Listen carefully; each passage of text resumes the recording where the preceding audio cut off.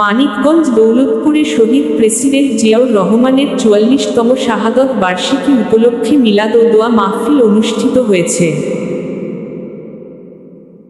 ৩০শে মে শুক্রবার উপজেলার কলিয়া union BNP ও অঙ্গ সংগঠনের উদ্যোগে বাদ আছর কলিয়া বাজার বাইতুল নূর জামে মসজিদে উক্ত দোয়া ও মিলাদ মাহফিল অনুষ্ঠিত হয়।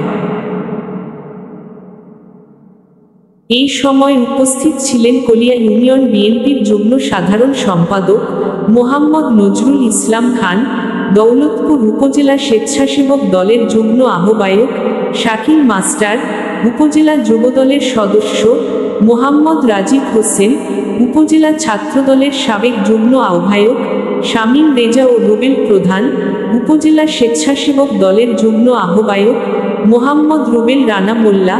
এছাড়া আরও উপস্থিত ছিলেন কলিয়া ইউনিয়ন বিএনপি নেতা কোহিনুর রহমান, কলিয়া ইউনিয়ন স্বেচ্ছাসেবক দলের সাধারণ সম্পাদক সাদিকুল ইসলাম সহ শতাধিক মুসল্লিগণ।